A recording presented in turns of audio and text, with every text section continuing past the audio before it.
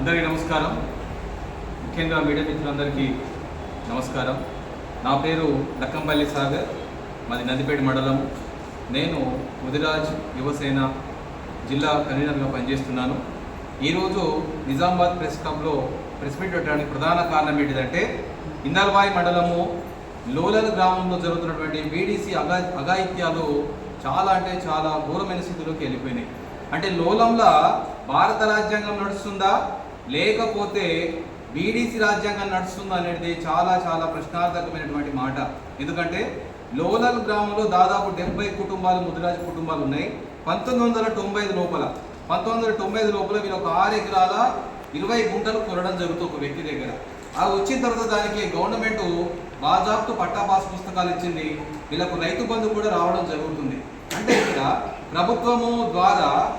ప్రభుత్వబద్ధంగా ఒక 6 ఎకరాలు 20 గుంటలు పొందినటువంటి ముదిరాజ్ సంఘ సభ్యులు దాంట్లో మన పెద్దమద్దలి గుడి కట్టుకోవడం జరిగింది. రీసెంట్గా జరిగిన విషయం ఏంటిదంటే, లోలం వీడీసీ కన్ను ఆ 6 ఎకరాల 20 గుంటల మీద పడడం జరిగింది. వీళ్ళు ఏం చేసారు, వీళ్ళు ఎక్కడికెంచి 6 ఎకరాల 20 గుంటలు మనము లాక్కున్నామన్న ఉద్దేశంతో వీళ్ళకి సమాచారం లేకుండా బర్ల మండబెట్టడము, తర్వాత జేసీబీ బ్లేడ్ డాక్టర్ తోటి చదువు చేయడము, తర్వాత వీళ్ళు ప్రశ్నించేసరికంటే ఏం చేశారంటే, రీసెంట్గా పెద్దమ్మ తల్లి గుడి ముంగట వీళ్ళు పోకుండా కంచె మొత్తం ముళ్ళ కంపలు వేయడం జరిగింది. ఈ ముళ్ళ కంచెలకు సంబంధించినటువంటి దృశ్యాలు. అంతేకాకుండా ఎవరైతే పెద్ద మనుషులు ఉంటారో, పెద్ద మనుషులు ఎవరైతే ప్రశ్నిస్తున్నారో వాళ్ళ ఇంటి ముంగట గ్రామ పంచాయతీ, సాక్షాత్తు గ్రామ పంచాయతీ ట్రాక్టర్ తోటి ఐడర్లు వాళ్ళ ఇంటి ముంగట పోసి వాళ్ళు నడవకుండా వాళ్ళ మానసిక క్షోభకు చాలా ఇబ్బంది పెట్టినటువంటి సందర్భం.